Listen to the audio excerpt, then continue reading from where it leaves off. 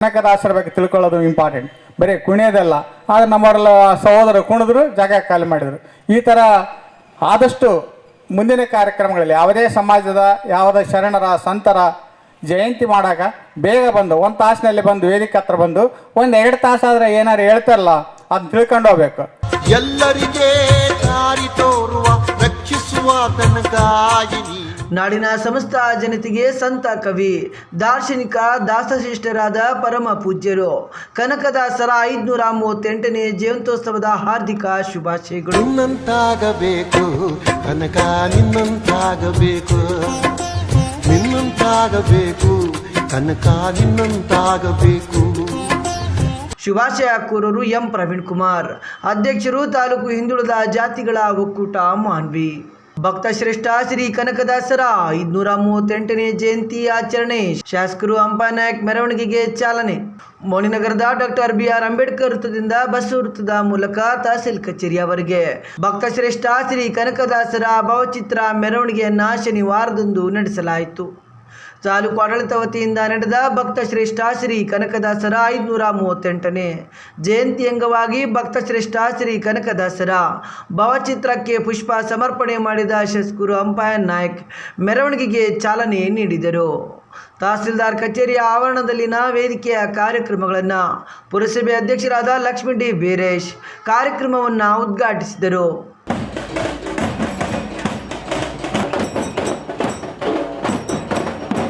ನಂತರ ಗ್ಯಾರಂಟಿ ಸಮಿತಿ ತಾಲೂಕು ಅಧ್ಯಕ್ಷರು BK ಅಂಬರೀಶಪ್ಪ ವಕೀಲರು ಮಾತನಾಡಿ, ದಾಸರ ಸಂತರ ಶ್ರೇಷ್ಠರ ಜಯಂತಿಗಳ ಆಚರಣೆ ಎನ್ನುವುದು ಕೇವಲ ಕುಡಿದು ಕುಣಿದು ಕುಪ್ಪಳಿಸುವುದಲ್ಲ, ಅವರ ಆಚಾರ ವಿಚಾರ ಸಂದೇಶ ತತ್ವಗಳನ್ನು ತಿಳಿದುಕೊಂಡು ಜೀವನದಲ್ಲಿ ಅಳವಡಿಸಿಕೊಳ್ಳುವುದು ಎಂದು ಯುವಕರನ್ನು ಉದ್ದೇಶಿಸಿ ಮಾತನಾಡಿದ ಅವರು, ಶ್ರೀ ಕನಕದಾಸರು ದಾಸ ಪರಂಪರೆಯಲ್ಲಿ ಅತ್ಯಂತ ಶ್ರೇಷ್ಠರಾದ ಕೀರ್ತನಕಾರರಾಗಿದ್ದರು. ಅವರು ತಮ್ಮ ಕೀರ್ತನೆಗಳ ಮೂಲಕ ಸಮಾಜದಲ್ಲಿ ಮೌಢ್ಯಾಚರಣೆಗಳನ್ನು ಕಂದಾಚಾರಗಳನ್ನು ಹೋಗಲಾಡಿಸುವುದಕ್ಕೆ ಜನರಲ್ಲಿ ಜಾಗೃತಿಯನ್ನು ಮೂಡಿಸಿದವರು. ಇವರು ಕನ್ನಡದಲ್ಲಿ ಹಲವು ಶ್ರೇಷ್ಠವಾದ ಕೃತಿಗಳನ್ನು ಕೀರ್ತನೆಗಳನ್ನು ರಚಿಸಿದ್ದಾರೆ. ಅವರ ಜೀವನ ಹಾಗೂ ಸಂದೇಶಗಳನ್ನು ನಾವೆಲ್ಲರೂ ನಮ್ಮ ಜೀವನದಲ್ಲಿ ಅಳವಡಿಸಿಕೊಳ್ಳಬೇಕಾಗಿದೆ ಎಂದು ಹೇಳಿದರು. ಎಲ್ಲಿ ಹುಟ್ಟಿದ್ರು, ಅವರ ತಂದೆ ತಾಯಿ ಬಗ್ಗೆ ಮತ್ತು ಅವರ ಸಾಧನೆ ಬಗ್ಗೆ ಹೇಳಿದ್ದಾರೆ. ಈಗ ನಾವು ಎಲ್ಲ ಸುಮಾರು 3 ಗಂಟೆ ಬರೀ ಕುಣ್ಕಂತ ಬಂದಿವಿ, ಜೊತೆಗೆ ಕುಣಿದು ಎಲ್ಲೇ ಹೋಗಿ ಕೂತ್ಕೊಂತೀವಿ. ಇದು ನಾವು ಮಾಡ್ತಕ್ಕಂಥ ಮೊದಲು ಸಣ್ಣ ತಪ್ಪು. ಯಾಕಂದರೆ ಯಾವ ಕಾರ್ಯಕ್ರಮ ಇಂಪಾರ್ಟೆಂಟ್ ಅಂದರೆ ಇಲ್ಲಿ ಏನು ಹೇಳ್ತಾರ ಕನಕದಾಸರ ಬಗ್ಗೆ ತಿಳ್ಕೊಳ್ಳೋದು ಇಂಪಾರ್ಟೆಂಟ್. ಬರೀ ಕುಣಿಯೋದಲ್ಲ, ಆದರೆ ನಮ್ಮವರೆಲ್ಲ ಸಹೋದರರು ಕುಣಿದ್ರು, ಜಾಗ ಖಾಲಿ ಮಾಡಿದರು. ಈ ಥರ ಆದಷ್ಟು ಮುಂದಿನ ಕಾರ್ಯಕ್ರಮಗಳಲ್ಲಿ ಯಾವುದೇ ಸಮಾಜದ ಯಾವುದೇ ಶರಣರ ಸಂತರ ಜಯಂತಿ ಮಾಡಾಗ ಬೇಗ ಬಂದು 1 ತಾಸಿನಲ್ಲಿ ಬಂದು ವೇದಿಕೆ ಹತ್ರ ಬಂದು 1-2 ತಾಸಾದರೆ ಏನಾರು ಹೇಳ್ತಾರಲ್ಲ ಅದನ್ನ ತಿಳ್ಕೊಂಡು ಹೋಗ್ಬೇಕು. ಈಗ ಅದೇ ರೀತಿ ನಮ್ಮ ಅಧಿಕಾರಿಗಳು ಎಲ್ಲ ಆಬ್ಸೆಂಟ್ ಆದರೆ, ಯಾಕಂದರೆ 3 ತಾಸು ಅಂದ ಕೂಡಲೇ ಅವರು ಕೂಡಾಗ್ತಾ ಇರಲಿಲ್ಲ, ನಾವು ಕೂಡಾಗ್ತಾ ಇರಲಿಲ್ಲ. ಯಾರು ಮಾಡ್ಬೇಕು ಈ ಜಯಂತಿಗಳನ್ನ? ಕಾಟಾಚಾರಕ್ಕಾಗಿ ಮಾಡಬಾರ್ದು. ದಯಮಾಡಿ ನಾವು ತಿಳ್ಕೊಳ್ಬೇಕು, ಇನ್ ಟೈಮ್ ಬರಬೇಕು, ಸಮಯ ಪಾಲನೆ ಮಾಡಬೇಕು. ಸಮಯ ಪಾಲನೆ ಮಾಡಿದರೆ ಯಾವುದೇ ಕಾರ್ಯಕ್ರಮ ಮಾಡೋಕ್ಕಾಗಲ್ಲ. ಜೊತೆಗೆ ಸುಮ್ಮನೆ ಯಾರನ್ನ ಬ್ಲೇಮ್ ಮಾಡೋದಲ್ಲ, ಇದು ನಾವು ಮೊದಲು ತಿಳ್ಕೊಳ್ಬೇಕು. ಅದು ಬಿಟ್ಟರೆ ಕುಡಿದ್ರು ಹೋಗಿ ಜಾಗ ಖಾಲಿ ಮಾಡಿಬಿಟ್ರು, ಇದು ಸರಿಯಲ್ಲ. ಯಾಕಂದರೆ ಶರಣರು ಸಂತರು ಏನು ಹೇಳ್ಯಾರ ಆ ಮಾರ್ಗದಲ್ಲಿ ನಾವು ಪಾಲನೆ ಮಾಡಬೇಕು. ಶರಣರು ಏನನ್ನು ಕುಡಿದು ಅಂತ ಹೇಳಿದ್ರ ಇಲ್ಲ. ಆದರೆ ಇವತ್ತೇನಾಗಿದೆ, ಭಕ್ತ ಕನಕದಾಸರ ಬಗ್ಗೆ ಮಾತಾಡಬೇಕಾದಾಗ ನಾವು ಭಾಳ ಯೋಚನೆಯಿಂದ ಮಾತಾಡ್ಬೇಕು. ಯಾಕಂದರೆ ಆ ಸಂತರು ಒಬ್ಬ ರಾಜನಾಗಿ ದಂಡನಾಯಕನಾಗಿ ತನ್ನೆಲ್ಲ ತ್ಯಾಗ ಮಾಡಿ ಒಬ್ಬ ಸಮಾಜಕ ಚಿಂತನೆ ಬಗ್ಗೆ ಹೋರಾಟ ಮಾಡಿದ ವ್ಯಕ್ತಿ ಅವ್ರು. ಯಾಕಂದರೆ ತಾನು ಆರಾಮಾಗಿ ಜೀವನ ಮಾಡ್ಬೋದಾಗಿತ್ತು ಅರಮನೆಯಲ್ಲಿ ಕುತ್ಕೊಂಡು, ಅದು ಬಿಟ್ಟು ಸಮಾಜದಲ್ಲಿರ್ತಕ್ಕಂಥ ಜಾತಿ ವ್ಯವಸ್ಥೆ ಜೊತೆಗೆ ಶೋಷಿತ ಜನಾಂಗದ ಬಗ್ಗೆ ತಿಳುವಳಿಕೆಯನ್ನು ಕೊಡ್ತಾ ಜನರಿಗೆ ಕವಿಯಾಗಿ ಶ್ರೇಷ್ಠ ಸಂತನಾಗಿ ಮತ್ತು ದೇವರಿಗೆ ದಾಸನಾಗಿ ಕೆಲಸ ಮಾಡಿದಂಥ ವ್ಯಕ್ತಿ. ಅಂಥ ವ್ಯಕ್ತಿಯ ಬಗ್ಗೆ ನಾವು 1 ವರ್ಷದಲ್ಲಿ 1 ದಿವಸ ತಿಳ್ಕೊಳ್ಬೇಕಾಗ್ಯದ.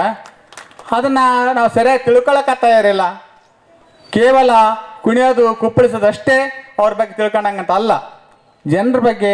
ಈಗ ನಮ್ಮ ಉಪನ್ಯಾಸಕರು ಹೇಳ್ತಾರೆ ಅವ್ರ ಬಗ್ಗೆ, ಇತಿಹಾಸದ ಬಗ್ಗೆ ಯಾಕೆ ತಿಳ್ಕೊಳ್ಬೇಕಂದ್ರೆ ನಾವೇನಾರ ಇತಿಹಾಸ ತಿಳ್ಕೊಂಡ್ರೆ ಮಾತ್ರ ಮುಂದೆ ಏನು ಇತಿಹಾಸ ನಿರ್ಮಾಣ ಮಾಡೋಕ್ಕೆ ಸಾಧ್ಯ ಆಗ್ತದೆ. ಅಂದರೆ ಯಾಕಂದ್ರೆ ನಮ್ಗೆ ತಿಳ್ಕೊಳ್ಳಿಲ್ಲ ಅಂದ್ರೆ ಏನು ಮಾತಾಡೋಕ್ಕಾಗಲ್ಲ.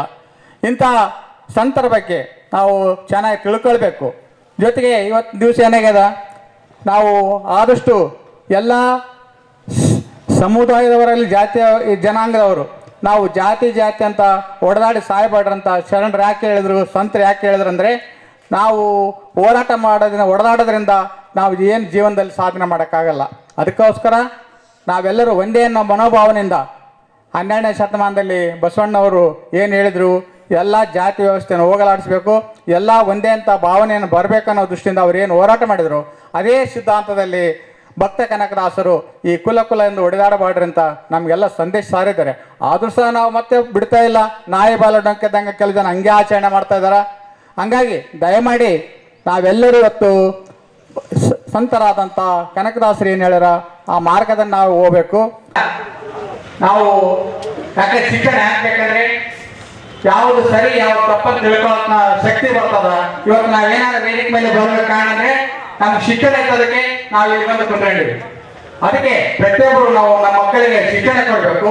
ಆ ಮುಖಾಂತರ ಅವರು ತಾವು ಅರಿವು ಮೂಡ್ತದ, ಅವರು ಒಳ್ಳೆಯ ಕೆಲಸ ಮಾಡ್ತಾರ, ಅದ್ರಲ್ಲಿ ತಾವು ಉದ್ಧಾರ ಆಗ್ತಾರ, ಸಮಾಜ ಉದ್ಧಾರ ಆಗ್ತದ. ಹಂಗಾಗಿ ನಾವೆಲ್ಲರೂ ಏನಾದ್ರು ಒಳ್ಳೆಯ ಕೆಲಸ ಮಾಡ್ಬೇಕಂದ್ರೆ ಮಕ್ಕಳಿಗೆ ಶಿಕ್ಷಣ ಕೊಡ್ಬೇಕು. ನಮ್ಗೆ ಎಷ್ಟೇ ತ್ರಾಸಿರಲಿ, ಇವತ್ತು ಸರ್ಕಾರ ಹಲವಾರು ಅನುಕೂಲತೆಗಳನ್ನು ಮಾಡಿದೆ. ಎಲ್ಲ ಮಕ್ಕಳಿಗೆ ಎಲ್ಲ ಸಮಾಜರಿಗೆ ಹಾಸ್ಟೆಲ್ ವ್ಯವಸ್ಥೆ ಮಾಡಿದೆ, ಫ್ರೀ ಕೆಲವು ಹೆಣ್ಮಕ್ಳಿಗೆ ಫ್ರೀ ಶಿಕ್ಷಣ ಕೊಡ್ತಾ ಇದೆ. ನಂತರ ಡಾಕ್ಟರ್ ಹನುಮೇಶ್ ನಸ್ಲಾಪುರ್ ಅವರು ಕನಕದಾಸರ ಜೀವನ ಹಾಗೂ ಸಂದೇಶಗಳ ಕುರಿತು ವಿಶೇಷವಾದ ಉಪನ್ಯಾಸವನ್ನ ನೀಡಿದರು.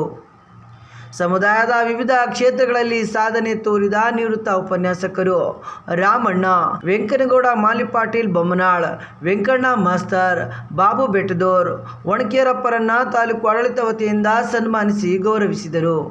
ಈ ಸಂದರ್ಭದಲ್ಲಿ ಪಂಚ ಗ್ಯಾರಂಟಿಗಳ ಅಧ್ಯಕ್ಷರಾದ ಬಿಕೆ ಅಮರೇಶಪ್ಪ ವಕೀಲರು, ಹಾಲುಮತ ಸಮಾಜದ ಅಧ್ಯಕ್ಷರಾದ ಸತ್ಯನಾರಾಯಣ್ ವಕೀಲರು, ಎಂ ಪ್ರವೀಣ್ ಕುಮಾರ್, ಹರಿಚಂದ್ರ ಗೋರ್ಕಲ್, ಗ್ರೇಟು ತಹಸೀಲ್ದಾರ್ ಅಬ್ದುಲ್ ವಾಹಿದ್, ಶಿವಕುಮಾರ್ ಒಣಕೇರಪ್ಪ, ಶಿವಕುಮಾರ್ ಪಾಟೀಲ್ ಬಾಗಲವಾಡ್, ಪುರಸಭೆ ಅಧ್ಯಕ್ಷರಾದ ಲಕ್ಷ್ಮೀ ಡಿ ಬೀರೇಶ್, ಯಂಕಣ್ಣ ಕೋನಾಪುರಪೇಟೆ, ಅಜಯ್ ಕುಮಾರ್, ಪಿಐ ಸೋಮಶೇಖರ್ ಕೆಂಚಾರೆಡ್ಡಿ, ಬಾಗಯ್ಯ ನಾಯ್ಕ್, ಶಿವರಾಜ್ ನಾಯ್ಕ್ ಬಲಟ್ಗಿ, ಈರಣ್ಣ, ಸುರೇಶ್ ಕುರ್ಡಿ, ರಂಗಪ್ಪ, ಮಲ್ಲಯ್ಯ ನಸ್ಲಾಪುರ್ ಸೇರಿದಂತೆ ಇನ್ನಿತರರು ಇದ್ದರು.